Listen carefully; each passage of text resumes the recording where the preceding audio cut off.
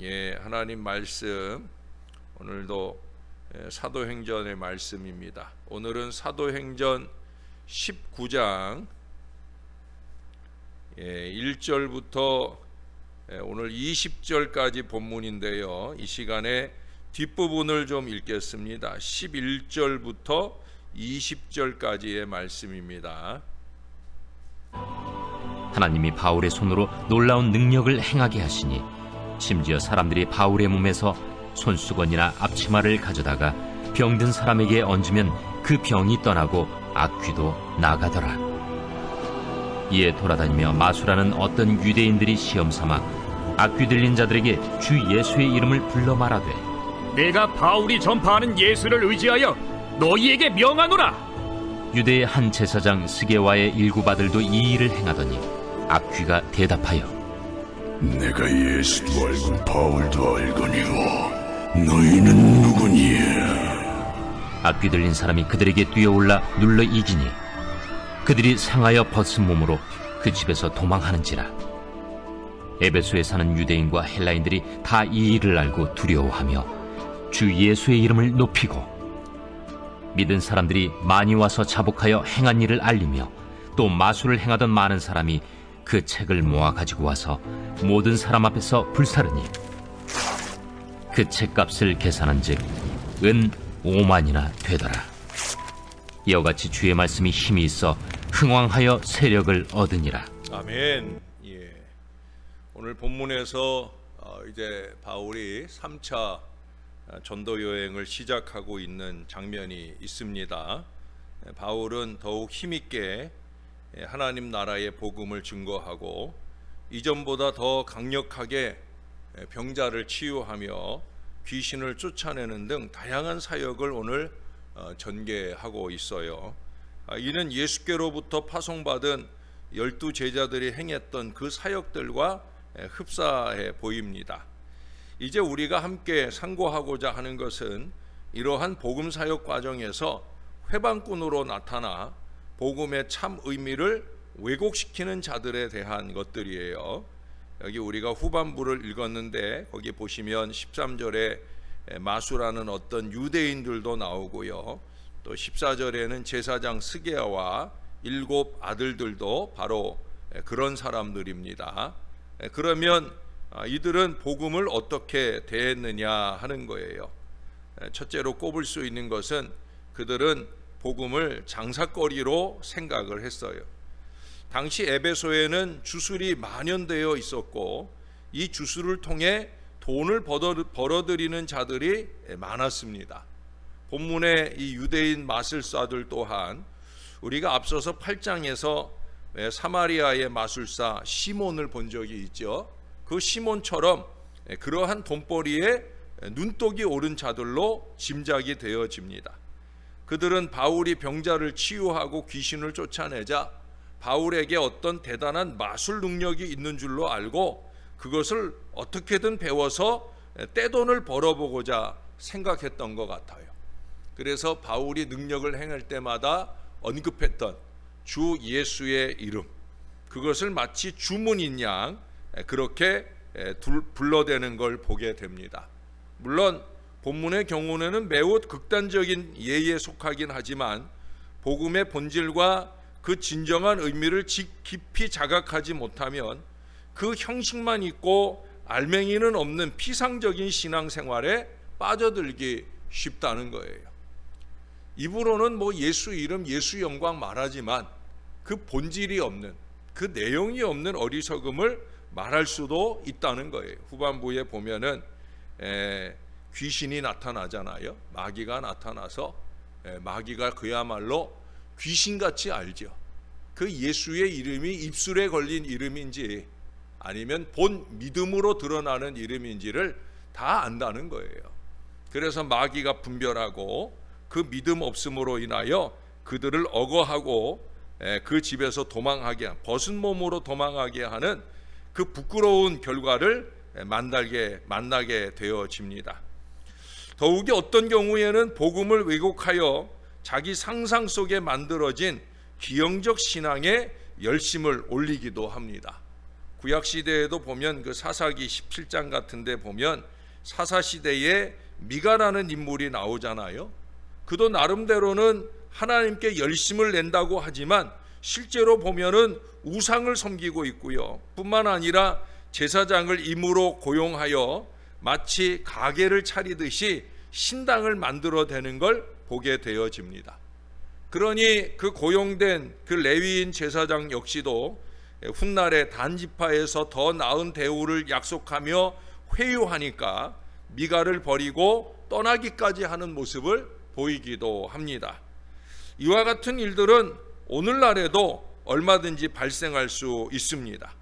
하나님이 맡기신 양떼들을 진리의 길로, 참 믿음의 길로 인도하는 일에 앞장서야 할 목회자들이 소위 입신 출세의 한 방편으로서 목회하는 경우가 비일비재합니다.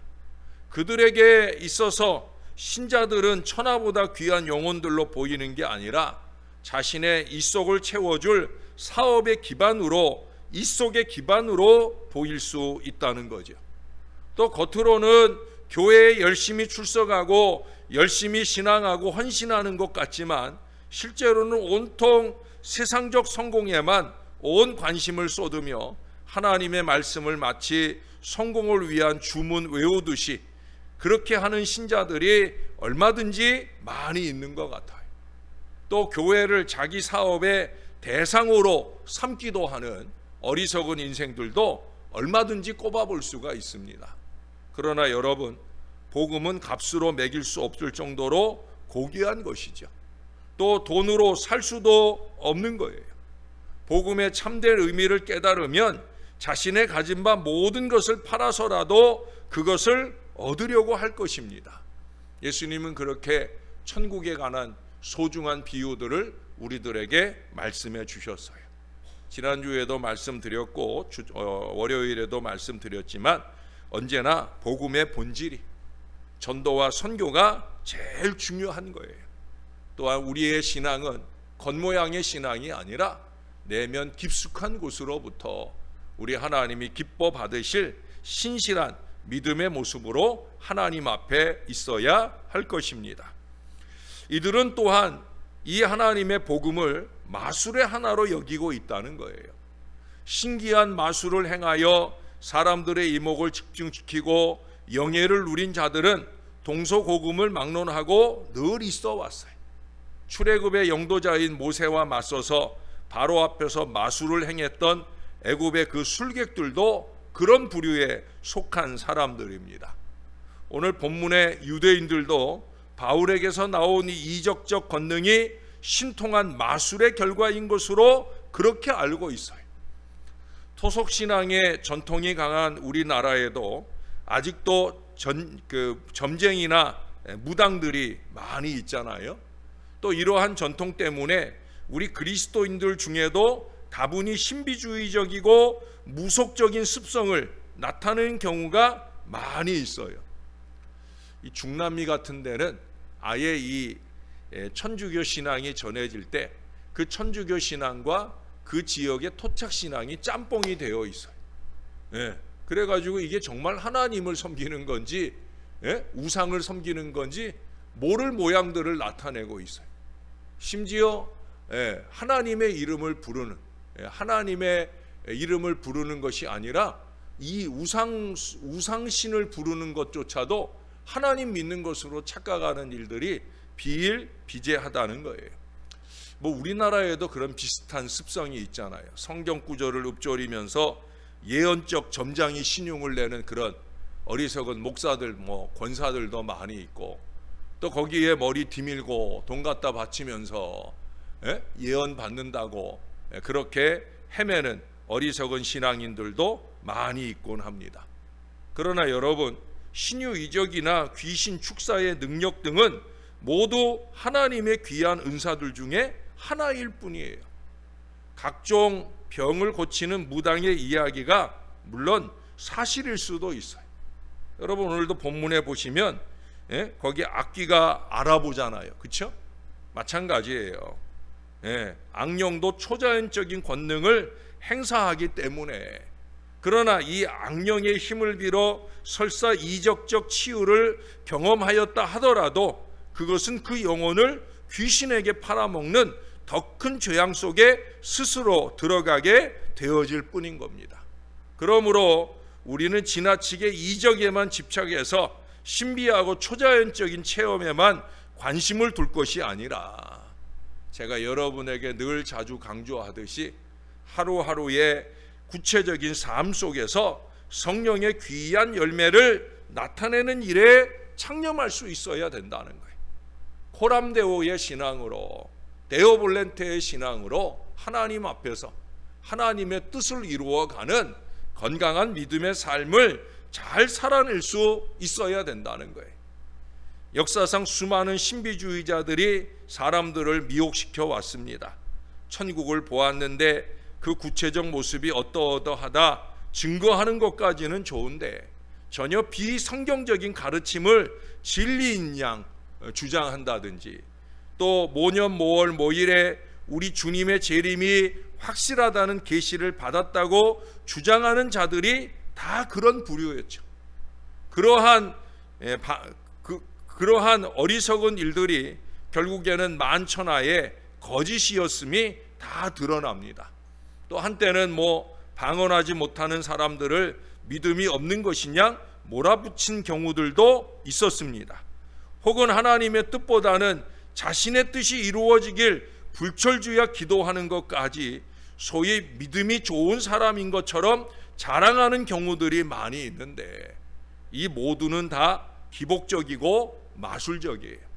여러분, 우리가 기도할 때도 마찬가지. 제가 자주 얘기한 것처럼 기도는 내 뜻을 관철시키는 마술 행위가 아니란 말이에요.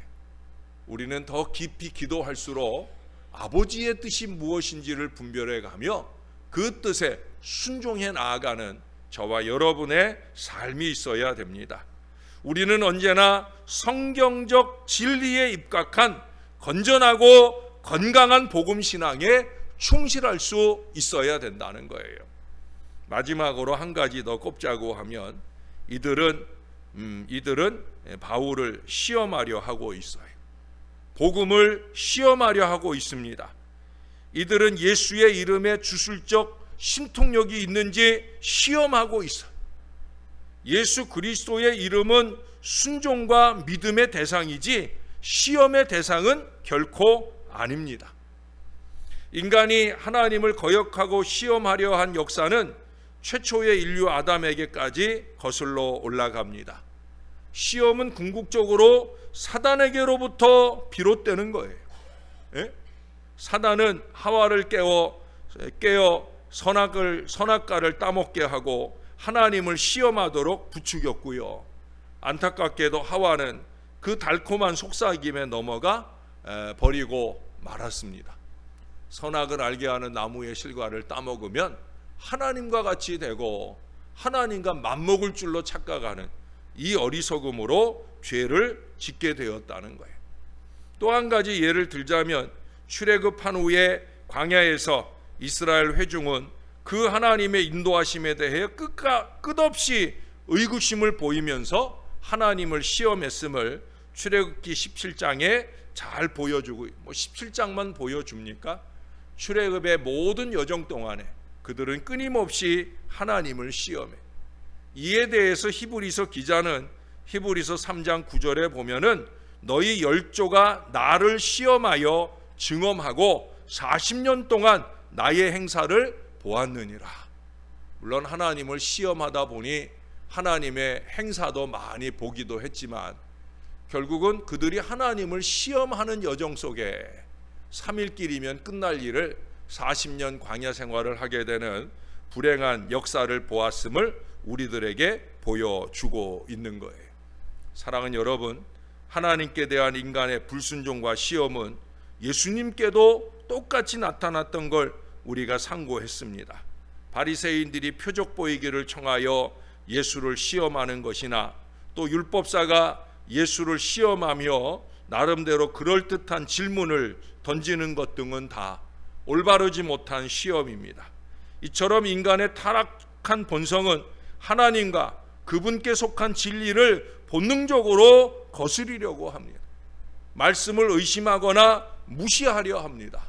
여러분, 이 어리석은 시험으로 하나님을 시험하려 하거나 또는 목회자를 시험 들게 하는 어리석음을 범해서는 안 될 거예요.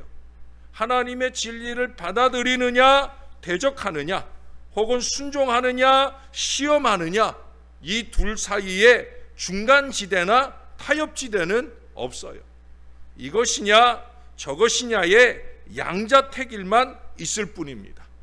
우리는 언제든지 들은 대로 초지일간 예수 복음으로 한 믿음 한 길을 올곧게 가야 합니다. 아볼로가 예수의 이름만 알다가 예수는 그리스도다 라는 이 신앙의 본질을 깨닫고 그 신앙의 고백을 가지고 한결같이 믿음의 길을 가고 복음전도의 길을 갔던 것처럼 우리도 마찬가지여야 된다는 거예요. 온갖 불의와 제약이 판을 치는 이 시대 속에서, 그리고 돈이면 무엇이든 다 해결할 수 있다는 이 배금주의 시대에 사는 우리는 복음의 진실로 말미암아 항상 깨어있는 믿음이어야 합니다. 언제나 은혜가 우선이고 은혜를 사모해야 합니다.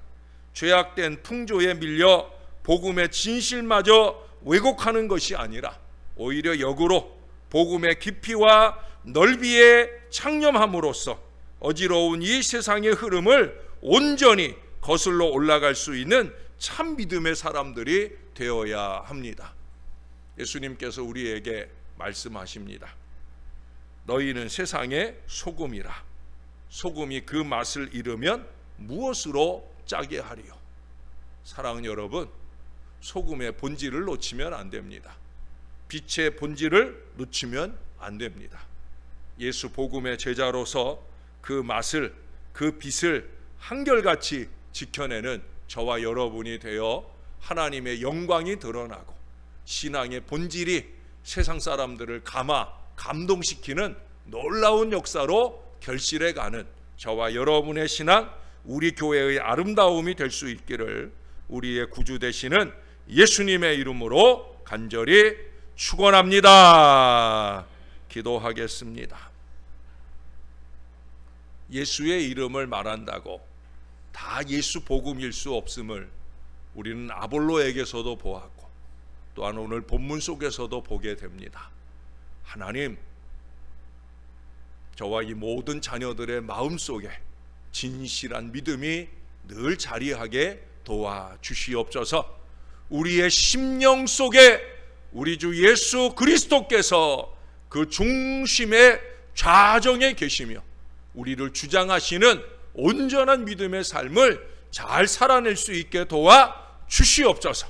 겉으로 신용하는 그런 어리석은 신앙의 모습이 아니라 마음속 진실이 삶의 모양으로 아름답게 결실해가며 하나님께 영광 올려드리는 신실한 믿음의 삶을, 신령한 믿음의 삶을 잘 살아내게 도와주시옵소서. 복음의 본질이 선포될 때마다 그 믿음의 말씀을 붙들고 아멘으로 순종하며 우리 주님의 영광 드러내는 복음의 일꾼으로 잘 살아내는 저와 이 모든 사람들 될 수 있게 도와주시옵소서. 주일에도 들은 말씀처럼 하나님의 나라와 이 땅 주님의 대한민국 앞에 참으로 작은 것일지라도 충성하는 믿음으로 행하는 하나님의 사람들이 되게 하여 주시옵소서. 입으로는 사랑을 말하고 입으로는 나라 사랑을 말하면서 나라를 팔아먹을 듯한 어리석음으로 살지 말게 도와주시고 오직 하나님 나라의 본질적 일꾼으로서의 거룩한 모습을 한결같이 지켜내는 저와 이 모든 사람들 주님의 위정자들이 될 수 있도록 은혜를 베풀어 주시옵소서. 오 하나님, 하나님께 영광 돌리는 오늘 하루의 삶도 잘 살아내게 도와주시고 아직도 많이 덥고 힘겨운 중에라도 우리의 감정을 잘 추스려 아버지의 뜻을 이루어가는 신실한 믿음의 걸음 한 걸음 한 걸음 잘 걸어가도록 우리를 붙들어 주시고 은혜 베풀어 주시옵소서. 감사합니다. 예수님의 이름으로 기도합니다. 아멘.